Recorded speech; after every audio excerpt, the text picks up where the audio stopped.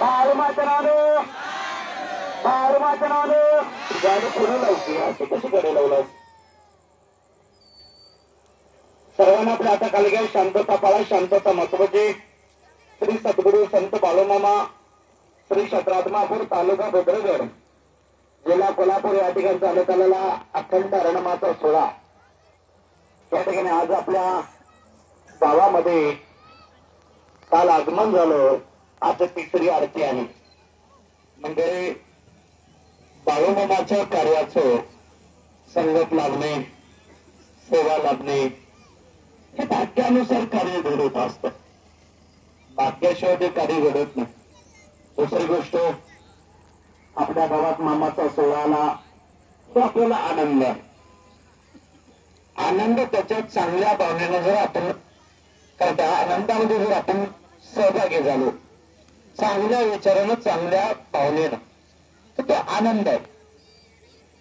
आणि कशाही उड्या मारलं म्हणजे त्याला आनंद मानता येत नाही. आणि त्याला देवबी कळणं कठीण.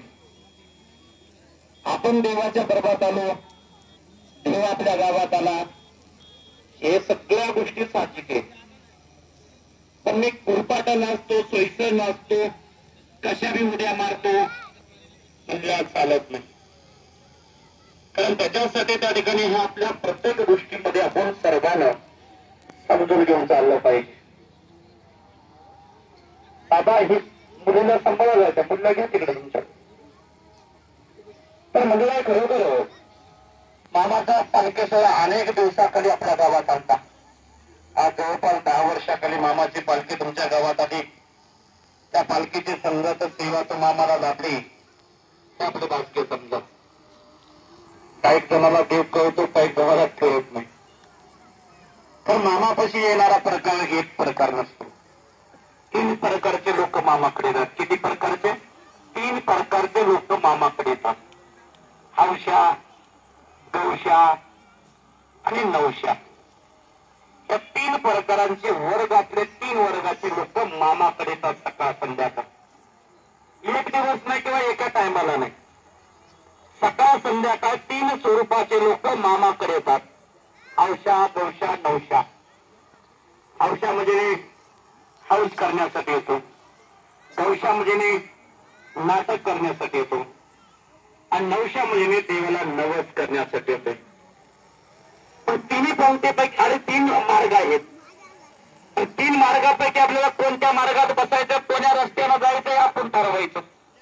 देव ठरवत नाही. देव अजिबात ठरवत नाही. हौशाला हौशासारखा आडे राहतो, गौशाला गौशासारखा दिसतो आणि नवशाला नवसाला पावतो. कारण त्या भगवंतानं सांगितलेलं आहे, स्वतः मामानं सांगितलेलं आहे, दुष्ट आणि दुराचारी जरी माझ्या पशाला दुष्ट आणि दुराचारी जरी माझ्या जवळ आला, जोपर्यंत त्याला सदाचारी होत नाही तोपर्यंत मी त्याला फटक्या कवडी इतकं सुद्धा देत नाही म्हणतो. फटक्या कवडी इतकं. तर आपण ठरवायचं की मामाकडे आल्याच्या नंतर आपल्याला मामाकडून आशीर्वाद घेऊन जायचं का मामाच्या दरबारात आल्याच्या तर मामापासून हिस्त घेऊन जायचा. आपल्या पाठीमागची साडेसाती नष्ट करून घेऊन जायचं का पाठीमागत साडेसाती लावून पाठीमागत लावून घ्यायची हे आपण स्वतः ठरवायचे. देव ठरवत नसते, लक्षात ठेवा. अनेक लोकांना वाटतं बाबा बाळूमामाचं कार्य हे अनेक दिवसापासून चाललेलं आहे. तर एक लक्षात ठेवा, प्रति पांडुरंगाचं जे मंदिर आहे की नाही कुठं पंढरपुरामध्ये, तिथं समक्षात प्रति पांडुरंगाचं वास्तव्य. कारण ते प्रति पांडुरंगाच्या नावाखालचं मंदिर म्हणता येत नाही, कारण त्या प्रति पांडुरंगाचं वास्तव्य असणारं ते ठिकाण म्हणता येते. तसं प्रति पांडुरंगाच्या नावाखाली आपल्या गावात असेल, अनेक गावात आपण मंदिर उभा करतो, अनेक गावात आपण मंदिर उभा करतो. तिथं पांडुरंगाचं वास्तव्य नाही. प्रत्येक ठिकाणी जिथं जिथं प्रति पांडुरंगाचं मंदिर उभा करण्याचं काम केलं, कारण ते प्रति पांडुरंगाच्या नावाखाली आणि पांडुरंगाचं स्वरूप देऊन तिथं मंदिर उभा करण्याचं काम केलेलं आहे. पण वास्तव्य प्रति पांडुरंगाचे कुठे? कारण जिथं तर ते पांडुरंगाचं वास्तव्य आहे, कारण तिथं पांडुरंगाचं मंदिर आहे.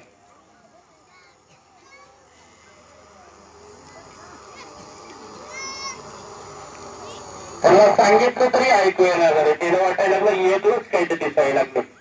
त्याला वाटायला कोण आम्हाला सांगणार, आम्हाला सांगणारच कोणी नाही, आम्हीच मालक वाटायला लागले. ते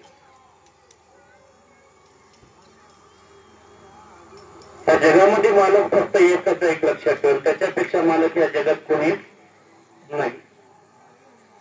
स्वतःचा मालक स्वतः नाही तर आपण तुम्ही आम्ही त्या ठिकाणी जगामध्ये येऊन कुठेही पालखी केल्यानं चालत नसते.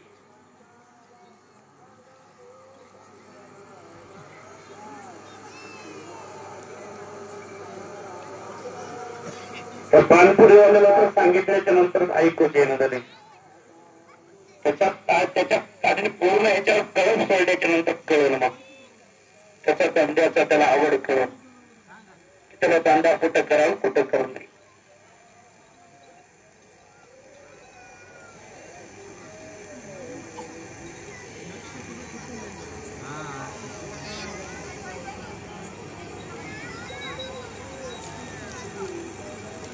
काही नाही तर एक कलम सोडून दिलं की ऑटोमॅटिक त्याचा दंड जाग्यावर बसतो. त्याला वेळच लागत नाही. मला पैसे आपल्याला जमत नसेल तर त्याला उरपाटा फिरवावं लागते मला.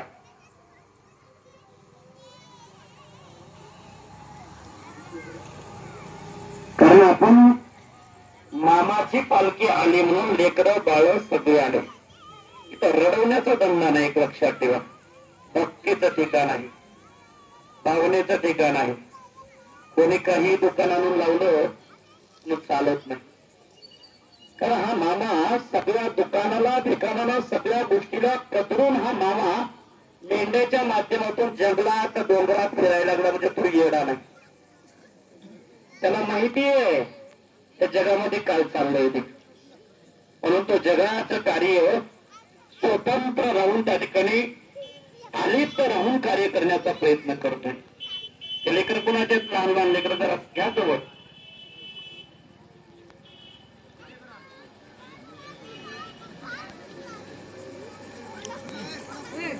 मला वाटतं ज्याच दिवस पालखी ठेवण्यात तुमची मला काही दिसणार तरी भावा योग्य लवकरच हलवलेलं बरं मला दिसाले जरा. तर इथं मनोमनी काय त्याच्या आत बोलून नसते.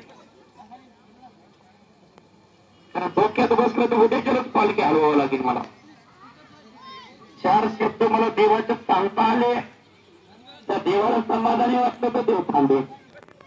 समाधानी वाटलं एवढं देव कशाला थांबतो. देव म्हणतो तुम्ही असंच सोडू द्या.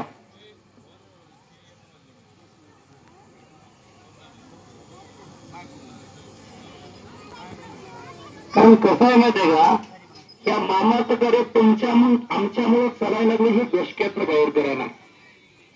त्यानं डोंगरावर नेऊन ठेवलं का, डोंगरावर तरी याचं कार्य चालतं.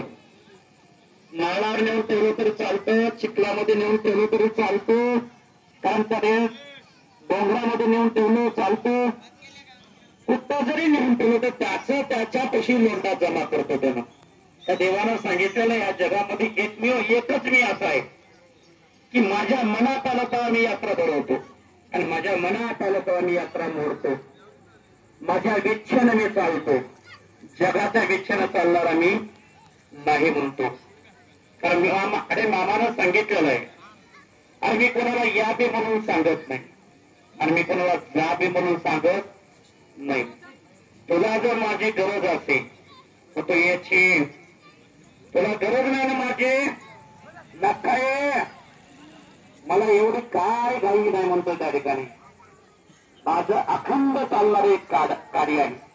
तेव्हा तुला गरज वासंत यायची माझ्याकडे, मला एवढी घाई कुठली नाही म्हणतो. म्हणून त्या भगवंताचं कार्य आपल्या गावात आलं तर आपलं भाग्य समजा. कारण हा मामा जवळपास 19 पालखी सोहळे चालवतो, 19 ठिकाण मामा चालवतो. एक त्या ठिकाणी होतं, एक 1.25 महिन्यात 15 दिवस एक पालखी चढाले थांबायला असं नाही का. आम्ही हे अखंडित चालणारे गाडी होते, अखंडित. हिवाळा पावसाळा उन्हाळा तिने ऋतूत अखंड चालणारा तो भगवंत आहे. आणि त्या अखंड चालणाऱ्या कार्याची संगतमी आम्ही करतो. म्हणून त्याच्यासाठी मामाच्या दरबारात शांतता पाहिजे. तर एक म्हणून एक लक्षात ठेवा, दया, क्षमा, शांती. तिथं कोण असतो? जिथं दया आहे, जिथं शांती आहे आणि जिथं समाधान आहे. कारण तिथं कोण राहतो? कोण नांदतो? देव नांदतो, फुकट नांदत नाही. दया, क्षमा, शांती तिथं भगवंताची वस्ती. हे आपल्याला कळालं पाहिजे. कारण जिथं समाधानी आहे ना, तिथं ह्या बाबाचं मन लागतं. जिथं आपण समाधानी नाही, तिथं मामा अजिबात नाही. लक्षात ठेवा. पण हा जंगलानं डोंगरानं का राहतो? गावामध्ये राहत नाही का? जंगलानं डोंगरानं का त्याने माळानं गावापासून अंतरावर का राहतो? त्याचं कारण काय? त्याला समाधानी लागते, शांतता लागते. कारण तिथं त्याचं मन लागतं. तिथं बसून तो जगाचं कार्य करतो. कारण त्यासाठी त्या येणाऱ्या भक्ताला त्याला समाधान करण्याची क्षमता ठेवतो. कारण त्या विचारानं चालणारं हे कार्य आहे. तर आज आपण मामाच्या दरबारात आलो. मामाचं महत्व काय? कारण मामानं सांगितलेलं प्रत्येकी जन्मनी आधीपासून, प्रत्येकी जन्मनी आधीपासून पेटती झाडे अंतित क्षण मामा सांगती भक्ता शिकून. मामा काय सांगतोय? प्रत्येकी जन्मनी आधीपासून पेटती झाडे अंतित क्षण मामा सांगती भक्ता शिकून. प्रत्येकी जन्माने अगोदरचा म्हणतो मामा, त्या प्रथमेच्या अगोदरचा माझा अवतार आहे म्हणतो. या प्रत्येक तलाच्या भूमातेच्या अगोदरचा माझा जन्म आहे म्हणतो. ज्या प्रथमेचा जन्म तुम्ही आम्ही विचार करतो ना, मला काय सांगतोय, ह्या पृथ्वीचा जन्म ज्याच्यावर आपण वास्तव्य करतो ना, राहतो, घर बांधतो, ज्याच्यावर आपलं जीवन चालवतो ना, तो मामा काय सांगतोय, या पंचमहाभूताची निर्मिती कशी झाली एका क्षणात सांगतोय. एका क्षणात तो म्हणजे नाही मामा. मामा काय सांगतोय? अरे या सृष्टीमध्ये पाया आकाश असेल, हे पंचमहाभूत निर्मिती होण्याच्या अगोदर सर्वप्रथम आत्मा आहे. आणि तो आत्मा दुसरा कोणाचा नाही म्हणतोय. तो आत्मा तो माझा आहे. आत्म्यापासून आकाश तयार झालेला म्हणतो. आकाशापासून वायू तयार झालेला आहे. वायूपासून अग्नी तयार झालेला आहे. तर मामा काय सांगतो? आकाशापासून, तर मामा सांगतो आत्म्यापासून आकाश, आकाशापासून वायू, वायूपासून अग्नी, अग्नीपासून जल आणि जलपासून ह्या चार पंचमहाभूतापासून प्रथमी जन्माला आलेली म्हणतोय. या चार पंचमहाभूताच्या नंतर अगोदर सर्वप्रथम आकाश, आकाशाच्या नंतर वायू, वायूच्या नंतर अग्नी, अग्नीच्या नंतर तर मामा काय सांगतोय? चार पंचमहाभूताच्या नंतर कधी शेवटच्या टोकाला पृथ्वीचा जन्म झालेला म्हणतोय. पृथ्वी जन्म मी आधीपासून पेटती झाडे अंतित क्षण मामा संगती बघता शिकून. कारण त्याच्यासाठी हे मामा या जगात जे उघड्यावर जे कारभार घेऊन फिरतो, कारण ते उघड फिरत नाही. एक लक्षात ठेवा. कारण मामानं सांगितलेलं, अरे ज्या गावात मी जाईल, ज्या गावात माझं कार्य जाईल, कारण त्या गावात मी रिद्धी सिद्धी नांदून दाखले. अरे ज्या गावात मी जाईल त्या गावातली विडा पेढा बाहेर काढेल म्हणते मामा. त्या गावातली विडा पेढा मी बाहेर काढेन, त्या गावात रिद्धी सिद्धी नांदून दाखवेन. कारण तो मामा त्या जग जनार्दनामध्ये आपलं वैभवाचं झाड त्या जगातून घेऊन फिरत असताना आपण विचार आणि पाचार करून कार्य केलं पाहिजे. ज्या श्री सद्गुरू संत बाळूमामाचं कार्य तुमच्या गावात आलं, ते एका मुख्य प्राण्याच्या माध्यमातून मामाचं कार्य तुमच्या गावात आलं. जर मामाच्या मेंढ्याच नसत्या तर मामा तुमच्या गावात आला नसता. तर मेंढी आहे, मामाची लक्ष्मी आहे म्हणून मामा आहे, आणि मामाची लक्ष्मी आहे म्हणून मामा आहे, आणि मामा आहे म्हणून लक्ष्मी. एक लक्षात ठेवा. तर मामा आणि लक्ष्मी, कारण देव आणि देवीचं स्वरूप असणार, देव आणि देवीचं स्वरूप असणारा हा सोहळा आहे. कारण इथं समोर बघितलं तर देव बसलेला आहे आणि देवाच्या समोर इकडच्या साईडला बघितलं तर मामाची तिथं लक्ष्मी बसलेली आहे. देव आणि देवीचं स्वरूप घेऊन मामा ह्या जग कल्याणाचे कार्य, आज या जग कल्याणाचं कार्य मामा एक ह्या गावातून त्या गावात करत चाललेलं आहे. आज बाळू मामा तुमच्या गावात आल्याच्या नंतर अनेकाला वाटतो, कोणाला मामाच्या मेंढ्या बघितल्या, अनेक जणाला वाटतं हा बाळू मामा म्हणजे मी धनगराचा देव आहे. अनेक जणांना कपाळाला बंदरा बघितलं, मेंढ्या कपाळाला बंदरा बघितलं की तो धनगराचा देव आहे. पण काही लोकांना अजून माहिती नाही, काही लोकांना अजून कळालं नाही धर्म कसा करावा, परमात्मा कसा करावा, परमात्मा कशाला म्हणतात, कार्य कशाला म्हणतात. लोकांना देवा धर्माला सुद्धा वाटून घेतलं. कशाला? देवा धर्माला सुद्धा देवानं जातीपातीमध्ये वाटण्याचं काम केलं. परमात्मा कमी केला, परमेश्वराचं कार्य कमी केलं, पुण्य वाढवण्याचं कार्य कमी केलं, पण देवादूताला वाटून घेण्याचं काम स्वतःच्या स्वार्थासाठी केलं, स्वतःच्या हितासाठी देवादूताला वाटण्याचं काम केलं. पण एक ध्यानात ठेवा, कधी या जीवनामध्ये आपण जोपर्यंत आपली ह्या प्रथमी प्रार्थना आम्हाला भगवंतानं अधिकार दिला ना, एक ध्यानात ठेवा त्या अधिकारानुसार आपण राहिलं पाहिजे.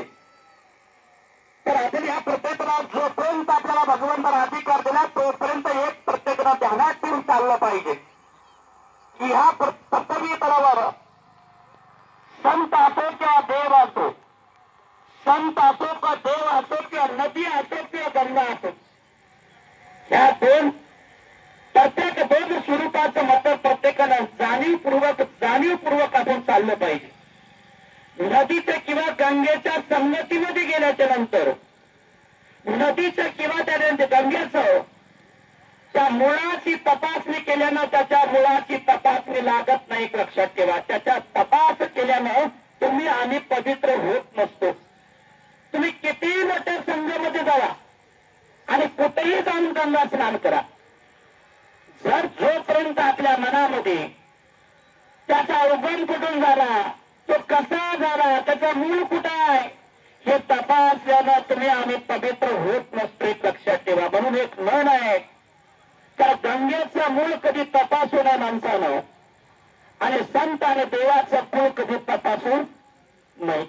कुठल्याही परमात्म्याच्या कार्यामध्ये संगतीमध्ये जात असताना, कारण देव कोण्या कुळाचा आहे, देवानं कोण्या कुळात जन्म घेतला किंवा त्या संतानं कुठं जन्म घेतला त्याचा तपास कधी आपल्याला आपण करू दे नाही. त्याच्या कुळाचा तपास कधी लागत सुद्धा नसतो. कारण देव वेळ आणि प्रसंगानुसार ज्या ठिकाणी कार्य करायचं आहे, ज्या कार्याची महत्व ज्या ठिकाणी आहे, कारण त्या कार्यामध्ये त्या भगवंताला तिथं जन्माला जावं लागतो. आणि ह्या पृथ्वी तलावरल्या मुख्य प्राण्याचा उद्धार, त्या मुख्य प्राण्याच्या उद्धाराच्या माध्यमातून चालत्या बोलत्या माणसाचा सुद्धा उद्धार करावा लागतो. पण हे आपल्याला कळणं कठीण आहे. ते आपण विचार केला पाहिजे. ह्या सृष्टीमध्ये ज्या आणि सर्वप्रथम आपण तुम्ही आम्ही जाणून घेतो की सगळेजण म्हणतात देव आदि देव महादेव, पण त्या महादेवाला सुद्धा कितीक ठिकाणी अवतार घ्यावा लागला, कुठं कुठं घ्यावा लागला हे आपल्याला अजून कळालं नाही. तुम्ही आम्ही फक्त एकच ठिकाण बसून गाडी जरी धरून बसला असेल पण त्या महादेवाला सुद्धा एका ठिकाणी बसून कार्य करता येत नाही. कारण त्या महादेवाला सुद्धा वेळ आणि प्रसंगानुसार प्रत्येक ठिकाणी वेगळ्या वेगळ्या माध्यमातून जाऊन, कारण हा जीवनाचा उद्धार प्रत्येकाचा आणि प्रत्येक मानवी धर्म असेल किंवा मुख्य प्राणी असतील त्याचा उद्धार करण्यासाठी, त्याला उद्धार करण्यासाठी, त्यांचा उद्धार करण्यासाठी तिथं त्याला भगवंताला सुद्धा अवतार आणि कार्य बदलून कार्य करावं लागतं. म्हणून त्याच्यासाठी देव आपण प्रत्येक जण ठरवतो की अनेक देव आहेत म्हणतात तुम्ही. आम्ही हिंदू धर्मामध्ये एक देव आहे का, 33 कोटी देव आहे, कोणत्या देवाची भक्ती करा. अरे बाबा, देव आणि संत वेगळा नाही. देव ते संत आहे आणि संत ते देव आहे. दुसरी गोष्ट महत्वाची, 33 कोटी देव नाही हो, 33 कोटी देवाचे स्वरूप आहे. एक लक्षात ठेवा, देव एकच आहे पण 33 कोटी स्वरूप आहेत त्याचे. कारण त्या स्वरूपाचं महत्व फार मोठं एक लक्षात ठेवा. म्हणून त्याच्यासाठी आज आपण बाळूमामाच्या दरबारात आलोय. हा मामा कलियुगामध्ये, हा तर बाळूमामा भगवंताचा अंश आहे, पण भगवंताचा अंश असून हा मानवी कुळात जन्माला येतो. साधा आणि सिंपल मानवी स्वरूपात जन्माला येतो आणि आपल्या हातात काटे घेऊन मेंढ्याची राखण करतो. जसं तो मामा आपल्या मेंढ्याची जशी राखण करतो ना, तसं या आणि खरोखर या प्रतिमे तलावर जो मानवी धर्म जन्माला येतो, तर त्या मानवी धर्माचं सुद्धा राखण त्याच स्वरूपातून करतो. कारण मेंढ्याच्या माध्यमातून या जगाची राखण करण्याचं काम मामा करतो. कारण त्या मामाची आपण भक्ती सेवा करतो. कारण बाळूमामा म्हणजे मी, अनेकाला वाटतं, प्रत्येकाला वाटतं मामा हे देव होतील का, मामा कसे परमेश्वर होतील का, मामाला देव कसं मानायचं. अरे बाबा, आणि तू जरी आज जरी बाळूमामाला देव मानणार आणि मानत नसेल, पण तुला एक दिवस बाळूमामाला देवच म्हणावं लागेल. तुला पर्याय नाही म्हणतोय मामा, पर्यायच तुझ्यापाशी शिल्लक नाही म्हणतोय. कारण मामा काय सांगतोय, ह्या प्रत्येकी तलावर, ह्या प्रत्येकी तलावर या जगामध्ये फक्त फक्त आणि फक्त माझ्याच नावाची घंटी वाजेल म्हणतो या जगामध्ये. कारण तो मामा सांगतो, आम्ही नाही सांगत. अनेकाला वाटत असेल आम्ही सांगतोय. अरे हा जगाचा बाप सांगतोय, जगाचा बाप सांगतोय. अरे जगाचा पाळणारा आणि मारणारा मालक माझ्याशिवाय दुसरा पुढे नेमतो या जगामध्ये. कारण मी काय म्हणतोय, या जगामध्ये धर्म बुडायला लागलेला, त्या धर्माचं राखण करत मी निघालेला आहे म्हणतोय. आज बाळूमामा सांगतोय त्या पद्धतीनं मामाचं कार्य चालू आहे. मामा सांगतोय, माझ्या सोहळ्याच्या पाठीमागं मर्याईचा गाडा आहे. कोणाचा? ज्या मरेमाईचा आपण पूजा अर्चा करतोय ना, माझ्या सोहळ्याच्या पाठीमागं मर्याईचा गाडा आहे. त्या गाड्याचा ड्रायव्हर मी म्हणतोय. कारण त्या गाड्याचा ड्रायव्हर मी आहे. त्या गाड्यामध्ये कोणाला घ्यायचं, कोणाला नाही घ्यायचं, कोणाला सोडायचं हे माझ्या हातात म्हणतोय. जरी गाडा जरी मर्यायचा असेल तर त्या गाड्याचा ड्रायव्हर मी म्हणतो. एक लक्षात ठेवा, तो म्हणजे मी मामा. त्या मामाचं कार्य तुम्ही आम्ही करतो. कारण ज्यावेळेस श्री सद्गुरू संत बाळूमामा या जगातून आपल्या वैभवाचं कार्य घेऊन फिरायचे, त्यावेळेस मामापाशी आगळे वेगळे, प्रत्येक वेगळ्या स्वरूपाचे माणसं मामाकडे यायचे आणि मामाची सेवा भक्ती करायचे प्रत्येक जण. एकदा श्री सद्गुरू संत बाळूमामापाशी मामाचे भक्त आणि मामाचा एक निष्ठावंत भक्त होता. तर त्याने खरोखर त्या भक्ताची इच्छा होती तिरुपती बालाजीला जायची. अनेक दिवसापासून तिरुपती बालाजीला जावावं ही भावना त्याची फार मोठी होती, तीव्र. मग त्याचे मित्र, त्याने त्याच्या मित्र कंपनीमध्ये म्हणायचा, तो आपण तिरुपती बालाजीला जाऊ, तिरुपती बालाजीला जाऊ. तो अनेकाला सांगायचा आणि तो योगागुण हा श्री सद्गुरू संत बाळूमामाचा भक्त झाला. मामाची सेवा करायचा, एक दोन 3 दिवस मामाच्या बकऱ्यांमध्ये राहून राबायचा. आणि तो खरोखर तो निष्ठावंत मामाचा भक्त मामापाशी होता. आणि त्याचे मित्र कंपनी ती तिरुपती बालाजीला निघाली. पण तिरुपती बालाजीला निघाल्याच्या नंतर खरोखर ते मित्र सगळे बाळूमामाकडे आले, मामाचं दर्शन घेतलं आणि त्या मित्राला विचारलं, अरे आम्ही तिरुपती बालाजीला चालला आणि तोही बालाजीला येणार का? तिरुपती बालाजीला आम्ही चाललोय बाबा. तर त्या मामाच्या भक्तानं मामाला अरे त्या मित्राला सांगितलं, माझ्या देवाला विचारायला लागेल. जर माझ्या देवाला सांगितलं ना जा म्हणून तर मी येणार, नाही ते येणार नाही. अरे तुझा देव कोण आहे? माझा देव बाळूमामा आहे.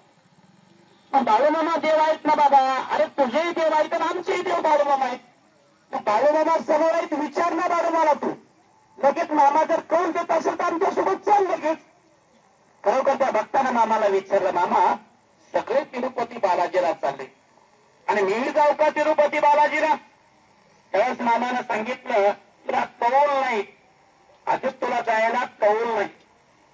तू थांब त्या ठिकाणी, जाऊ दे कोण चाललंय ते जाऊ दे, पण माझ्या पुतळा जाण्याची अधिकार नाही, तू माझ्याच कशी राहील. सगळे तिरुपती बालाजीला गेले.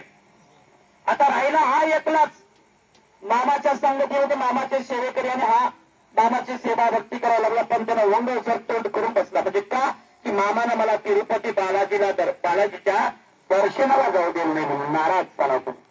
बारीक तोंड करून बसला.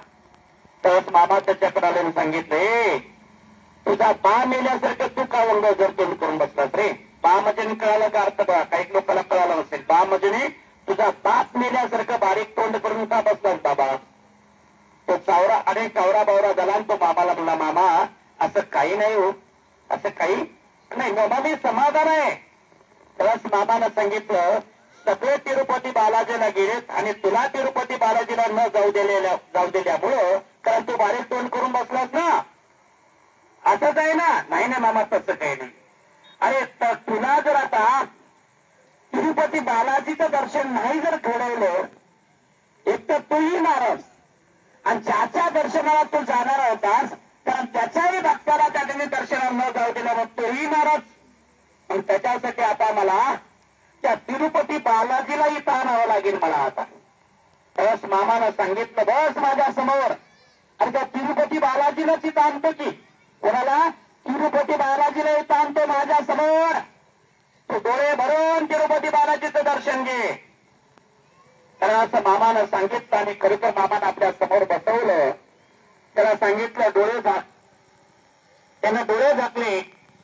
ज्या क्वाटवर मामा बसले होते, कारण त्या भक्तांना डोळे झाकल्याच्या मामाना मानवी स्वरूप सोडलं आणि साक्षात मामाला तिरुपती आणि बालाजीचं स्वरूप मामानं जाग्यावर घेतलं.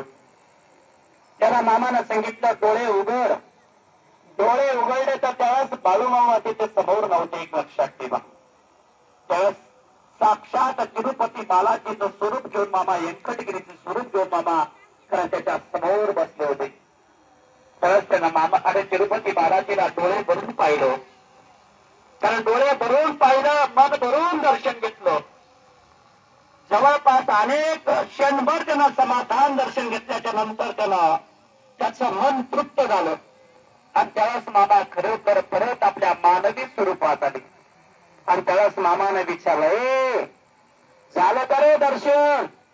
मामा मी किती भाग्यवान आहे मामा, बसल्या जागेवर मला तिरुपती बालाजी दर्शन घडलं मामा. इथून लोक तिरुपती बालाजीला गेले तर तिरुपती बालाजीचं दर्शन मला जागेवर झालं. मी भाग्यवान आहे मामा. कारण त्यावेळेस मामानं सांगितलंय, अरे जे इथून लोक तिरुपती बालाजीच्या दर्शनाला गेले, अरे त्यांच्यापेक्षा तू लय पुण्यवान आहेस, तू लय भाग्यवान आहेस. तुला बसल्या जाग्यावर देवाला दर्शन दिलं रे बाबा. त्यावेळेस मामाचा तो निष्ठावंत भक्त मामाला म्हणायला लागला, मामा हे सगळं तुमचे सगळं स्वरूप आहे मामा. तर तुमचं दर्शन झालं म्हणजे 33 कोटी देवाचं दर्शन झालं. किती कोटी? 33 कोटी देवाचं दर्शन झालं मामा. तुमचं दर्शन झालं म्हणजे 33 कोटी देवाचं स्वरूपाचं दर्शन झालं मामा. कारण त्याच्यासाठी मामा, म्हणून मी तुमचा शब्द पाळतो मामा. तुम्ही अनेक स्वरूपातून मला दर्शन घडवलं मामा. कारण त्यावेळेस तो मामाचा निष्ठावंत भक्त मामाची सेवा भक्ती करायचा. पण मामा ते मामा देव झाले म्हणजे उभं, तुम्हाला काही लोकांना वाटले असं की हा बाळूमामा देव झाला, पण कसा झाला. मामानं तप कधीच केली नाही, मामानं जप कधीच केली नाही, मामानं जप केली नाही, तप केली नाही. त्या मामानं कुठं देव आराधना करत बसले नाहीत मामा कधी. मामाला ज्यावेळेस जन्म घेतला, जन्मापासून मामा हा देवाचा अंश असणारा तो म्हणजे देव होता, एक लक्षात ठेवा. तर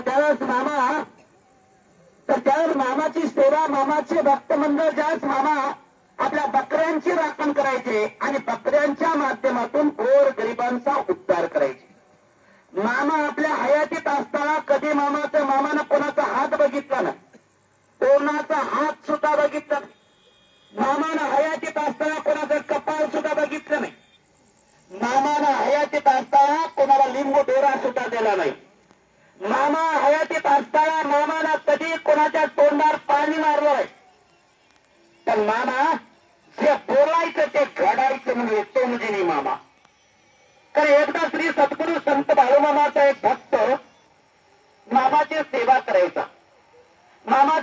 सेवा करत असता तो मामापाशी यायचा आणि मामाची सेवा भक्ती करत असता मामा सगळ्या भक्ताला सांगायचे, अरे सर्वांना अंघोळ स्नान करावं रे, सगळे पवित्र राहावं, असं मामा आपल्या भक्ताला सांगायला लागले. त्याच्याचा एका भक्तानं मामाला सांगितलं, मामा तुम्ही आम्हाला सगळ्याला सांगता पवित्र राहण्यासाठी, तुम्ही का अंघोळ स्नान करत नाही?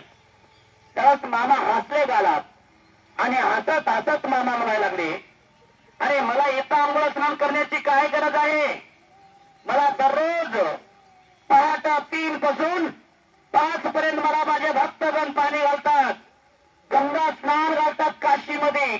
पहाटे 3 पासून पहाटे 5 पर्यंत मला माझे भक्तगण दररोज पहाटे 3 पासून 5 पर्यंत मला गंगा स्नान घालतात आणि माझे भक्त परंतरीने नवीन वस्त्र 5 वाजता मला चढवतात, तर तो म्हणजे मी आहे, तर मला इथं आंघोळ करण्याची काय गरज आहे, असं मामा आपल्या भक्ताला सांगायचे. पण त्यावेळेस मामाच्या भक्ताला हे शब्द कळायचं नाही. त्यावेळेस म्हणजे खरोखर मामाचं स्वरूप जर बघितलं, मामाच्या कपड्याला कधी डाग लागायचा नाही, डाग किंवा मामाच्या कपड्याचा कधी दुर्गंध यायचा नाही. मामाच्या चेहरा असा टवटवीत आंघोळ केल्यासारखा टवटवीत तर प्रकाशित राहायचा मामाचा चेहरा. आणि खरोखर मामानं त्या चेहऱ्याला पाहिलं की बघणारा माणूस तृप्त व्हायचा, समाधान व्हायचा. कारण त्यावेळेस खरोखर मामाच्या, तर आपण जर 1 दिवस जर आंघोळ केली तर आपल्या टॉयलेटला दुर्गंध येतो, एक लक्षात ठेवा. पण हा बाळूमामा 15 दिवसाला एक आंघोळ करत होता, तो म्हणजे मी मामा, एक लक्षात ठेवा. मामा म्हणजे मी कोण आहे? तर त्यावेळेस मामा एक दिवस मध्ये चढक धारवरून पाणी पडत होतं आणि एक मामाचा निष्ठावंत भक्त होता पाटील, आणि त्या पाटलाच्या घरी मामा नेहमी यायचे त्या परिसरात आले की, आणि त्या पाटलानंच मामाला प्रश्न केलेला होता. त्या पाटलाच्या घरी मामा एक दिवस सलग धार पाऊस पडत होता आणि त्या सलग धार पावसामध्ये मामाचे कपडे पूर्ण चिखलानं नापून गेले होते. जसं एखादे तर पाणी बघितलं, चिखल बघितलं, एखादे त्या ठिकाणी रेडा असतो, तो रेडा चिखलामध्ये पूर्ण नाकून जातो. तशा पद्धतीनं म्हणजे श्री सद्गुरू संत बाळूमामा, मामाचे कपडे वल्ले चिम्म झालेले आणि पूर्ण चिखल मामाच्या अंगाला पूर्ण भरून गेले जात आणि पूर्ण त्या स्वरूपात मामा पाटलाच्या घरी गेले, चिखलानं माखलेल्या कपड्याच्या स्वरूपात वल्ले चिम्म कपडे मामाचे. आणि पाटलाच्या घरी गेल्या मामाने आवाज मारला, अरे पाटील आहे का घरात तू? ते दोघं पती पत्नी मामाचा आवाज ऐकून मामाच्या जवळ आले आणि मामानं सांगितलं, मला भूक लागल्या रे, मला जेवायला भेटेल का? मला भूक लागल्या, जेवायला पाहिजे. तर त्या पहाडीची पाटीलबाई आणि पाटील दोघे हात जोडून मामाला म्हणतात, मामा अहो तुम्हाला जेवण्यासाठी कधी नाही म्हणतोय मामा, पण त्याच्या अगोदर तुम्ही वस्त्र बदला. जे तुमचे कपडे वल्ले चिम झालेत ना, चिखलानं माखलेले जे वस्त्र आहेत, कारण ते तरी बदला अगोदर, नंतर तुम्ही जेवण करा मामा पोटभर. तर त्यावेळेस मंडळी खरोखर मामानं सांगितल्याच्या नंतर त्या भक्ताला मामानं सांगितलं, अरे मला जेवायला पाहिजे, अगोदर जेवायला पाहिजे, जेवण असलं तर बघ. नाही मामा, तुम्ही जर असं या अवस्थेत जरी अन्न ग्रहण केलं तर तुम्हाला अशाच अवस्थेमध्ये तुम्हाला सर्दी होईल, खोकला येईल, तुम्हाला अशक्तपणा जाणवेल, तुम्ही आजारी पडसाल मामा. आजारी कोण पडतं रे? अरे त्याने पडतोय तो माणूस, मी ना, मला नाही काही होत, तू काय काळजी करतोय, फक्त मला जेवायला दे अगोदर. मामाला खरोखर त्या अवस्थेमध्ये मामानं सांगितलं, मला जेवाय देत असेल तर मी येतो, जेवाय देत नसतं तर मी चाललो, मला गरज नाही तुझी, असं मामाला सांगितलं. त्या पती पत्नीने मामाला सांगितलं, मामा या. खरोखर मामाला त्या चिखलानं माखलेल्या कपड्याच्या स्वरूपात मामा बसलेले होते आणि मामाला पोटभर जेवण केलं. जेवण केल्याच्या नंतर मित्रमंडळ, हो मित्रमंडळ, काय पाहिजे बाबा तुम्हाला? बसून घ्या चालू का, तिथं गाडीपाशी उभा टाकलेले कार्यकर्ते बसता का? जमत असलं तर बसा, जमत नसलं तर उभा टाका, आम्हाला काय नाही, सगळं चालतं. आम्हाला दिवस रात्र हेच काम आहे. खरोखर ज्यावेळेस श्री सद्गुरू संत बालूमामानं स्वतः त्याने सांगितलं, त्यांना खरोखर मामा घरात गेले, मामाला ताट वाढण्यात आलं, मामा जेवण केले पोटभर आणि मामानं लगेच सांगितलं, ए मला आता झोपायचंय.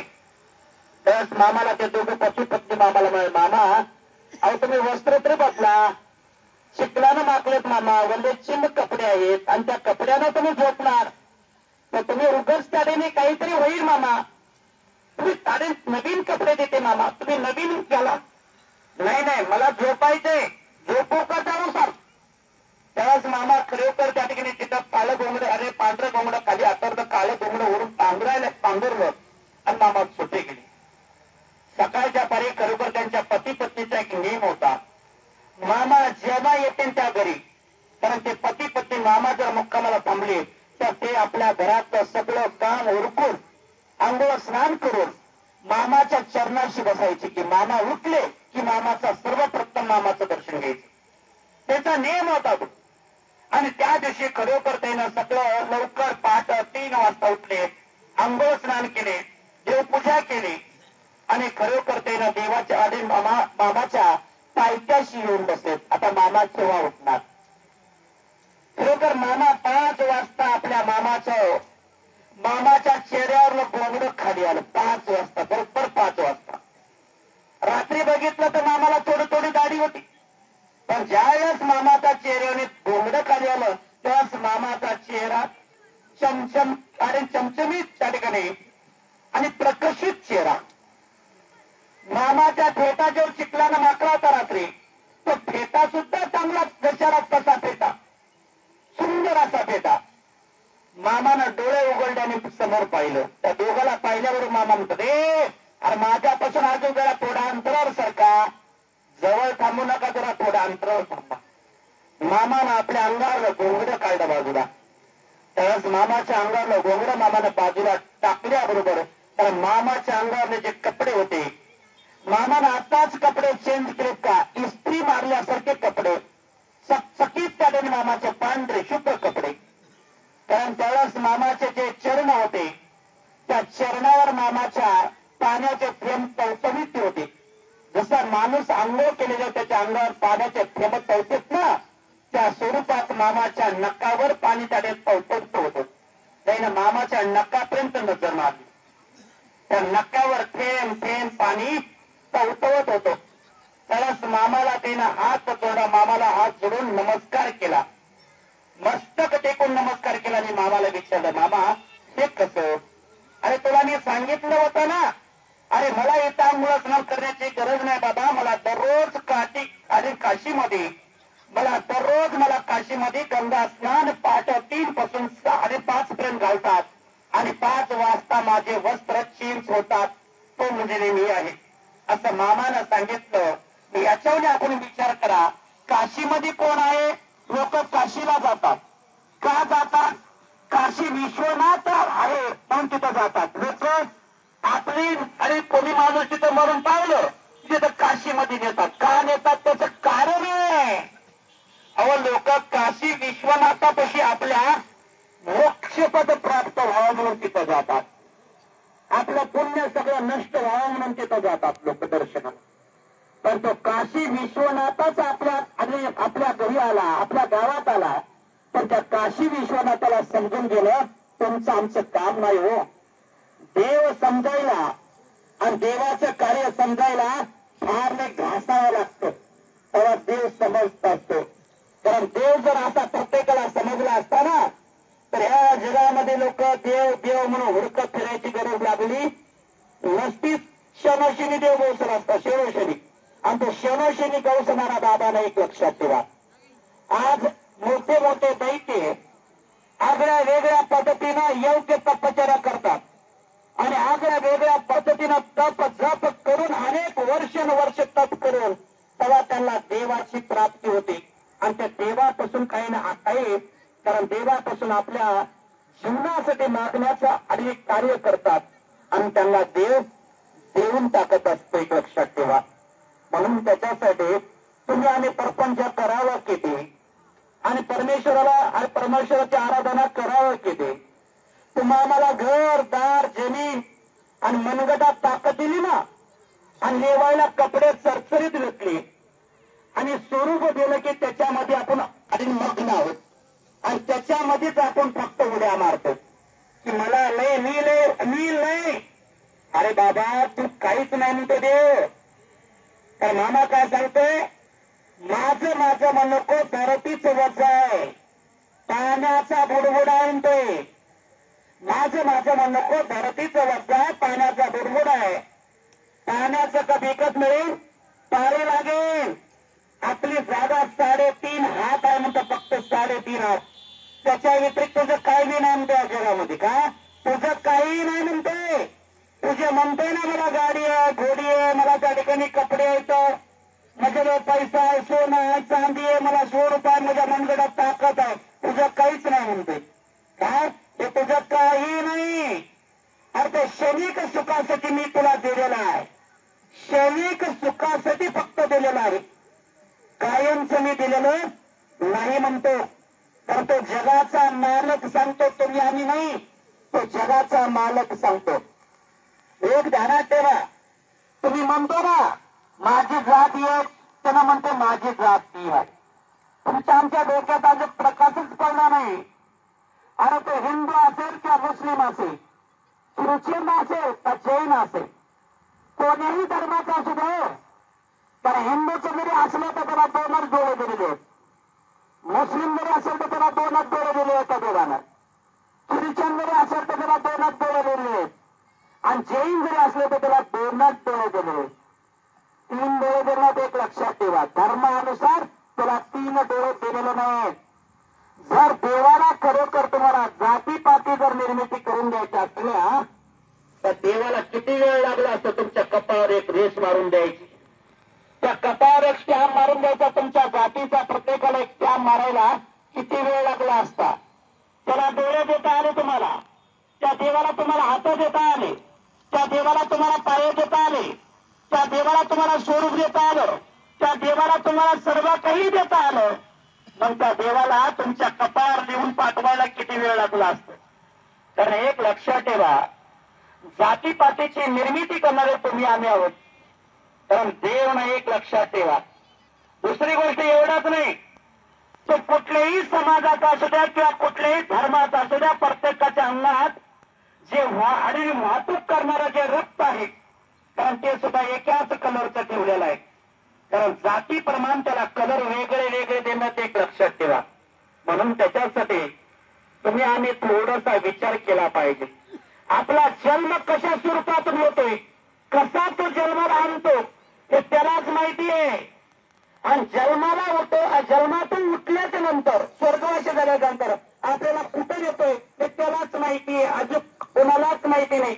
आपण म्हणतो ना लय विज्ञान पुढे गेलेला, लय विज्ञान पुढे गेलेला आहे. विज्ञान देवापेक्षा पुढे नाही, एक लक्षात ठेवा. विज्ञानापेक्षा देव पुढे एक ध्यानात ठेवायचं. ह्या सृष्टीमध्ये विज्ञानानं देवाला जन्माला आणलं का देवानं विज्ञानाला जन्माला आलं ह्याचा विचार आपण केला पाहिजे.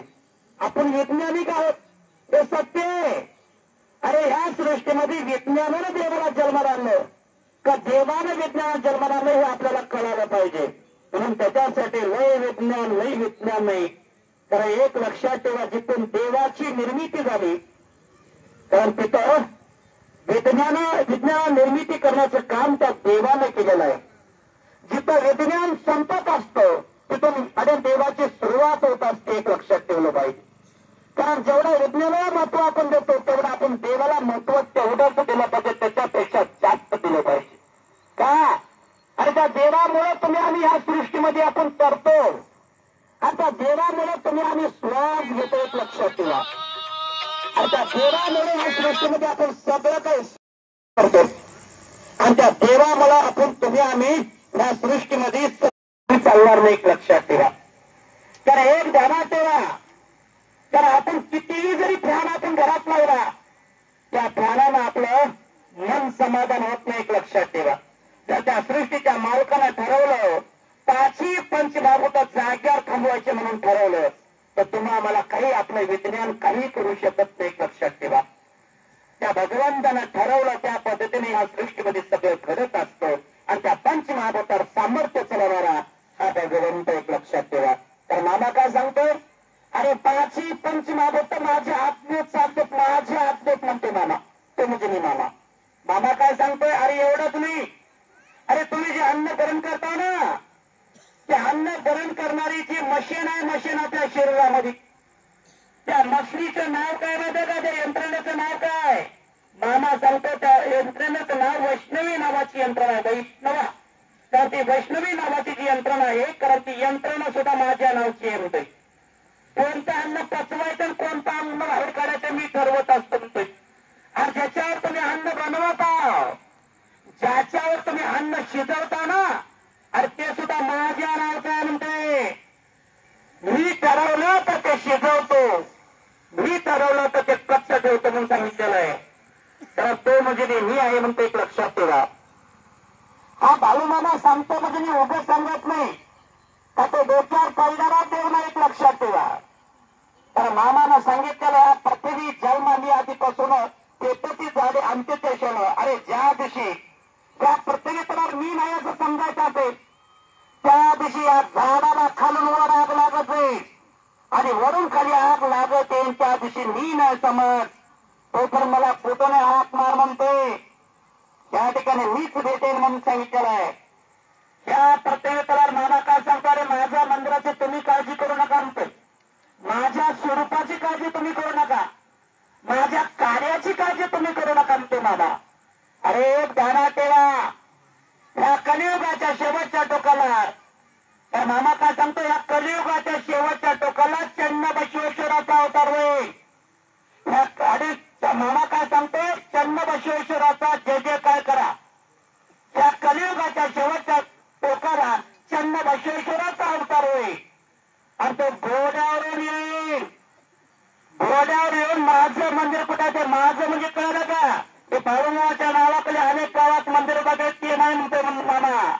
माझं मंदिर जिथं माझं आहे तिथं माझं मंदिर, तो कारण चन्न बसवेश्वर स्वतः घोड्यावर बसून माझं मंदिर कुठे ते शोधत येईल आणि माझ्या मंदिरात शोधत येऊन माझ्या मंदिराला 7 पायऱ्या सोन्याच्या घालून, 7 पायऱ्या सोन्याचे घालून त्याच्याने भक्तगण मला पाणी घालतो म्हणून सांगितलेलं आहे.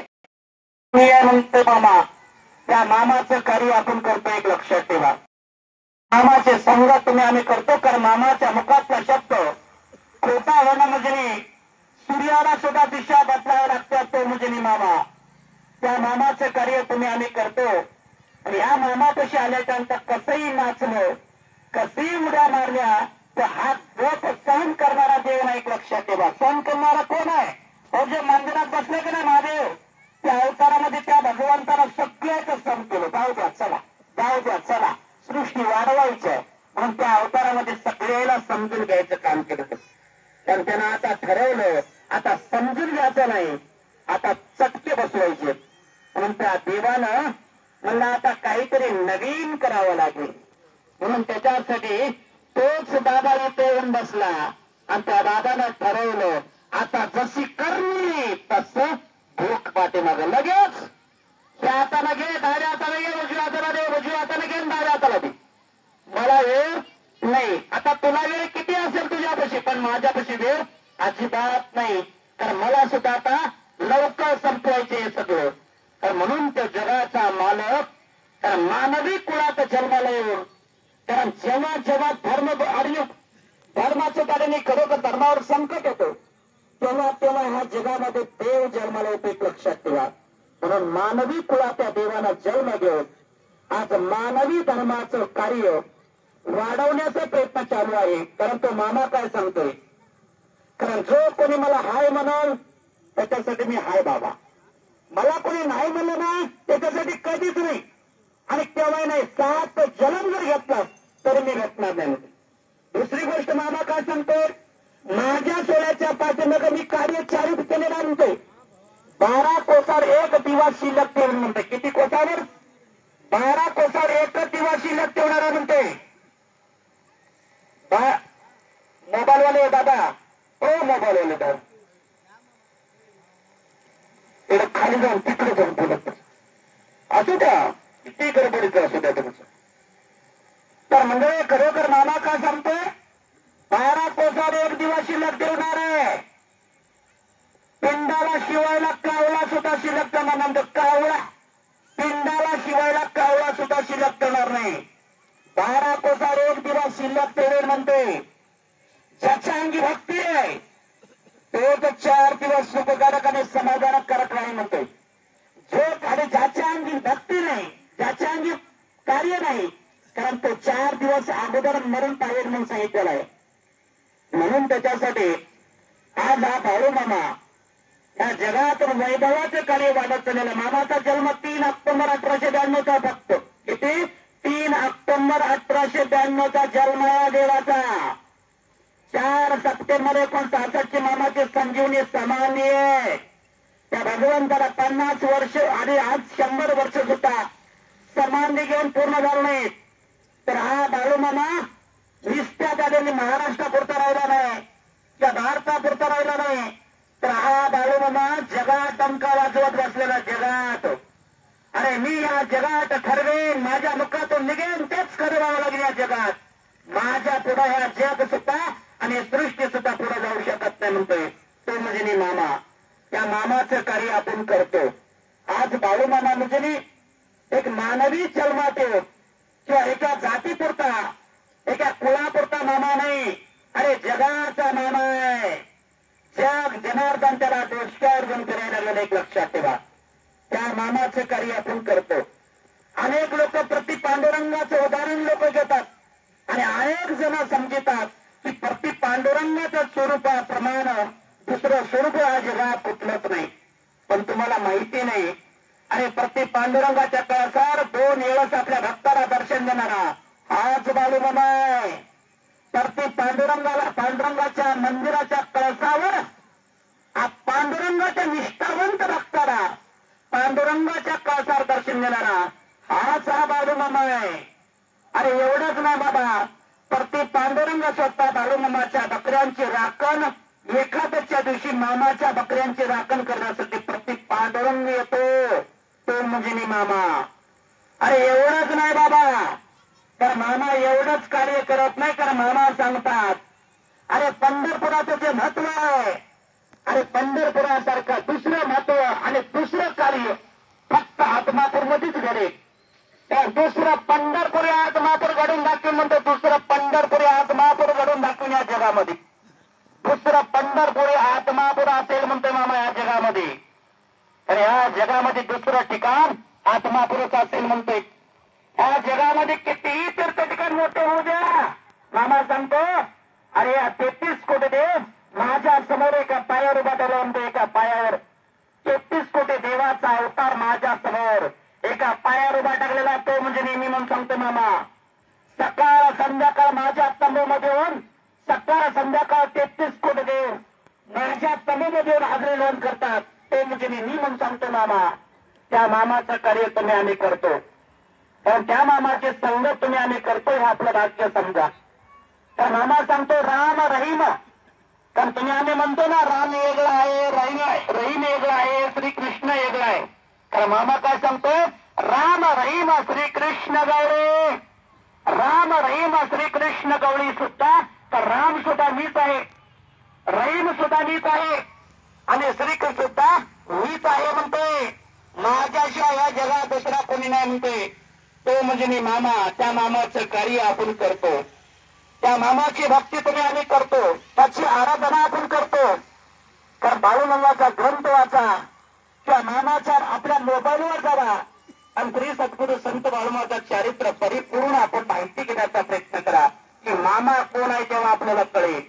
अरे मामा उगा त्याने खरोखर मामाचं दर्शन घेतलं आणि मामाच्या प्रभातला प्रसाद घेतला आणि आरती घेतली म्हणजे मामा कळणं सोपं नाही. परंतु मामा सांगतो अरे ज्यानं माझ्या दरवात 1 तास राबला त्याच्या घरात मी 12 तास डोक्यावर चिंबळटून पाणी भरत असतो. अरे ज्यानं 12 तास माझ्या दरबारात त्याने राबला त्याच्या घरी मी 24 घंटे डोक्यावर चिंबळ करून त्याने पाणी भरत असतो. आणि तो 24 घंटे माझ्या प्रपंचाची संगत करतो. कारण त्याच्या घराला मी सापाचा रिंगण आपण त्याच्या घर प्रपंचाचं राखण करत असतो तो म्हणजे मी म्हणतो मामा. त्या मामा एवढंच मामाचं स्वरूप नाही, कारण मामानं अनेक जणाला तेच नागाचं स्वरूप मामानं दाखवलेलं, 7 पदाच्या भुजंगाचं स्वरूप मामानं अनेकाला दाखवलेलं आहे. तो म्हणजे मी मामा. आजही या मामाचं पालखी सोहळा, या पालखी सोहळ्यामध्ये तुम्ही काही केलं आणि काही अडचण येणार आहे किंवा काही जर होणार आहे किंवा तुम्ही त्रास जास्त यायला लागणार तर तिथं सुद्धा मामा आज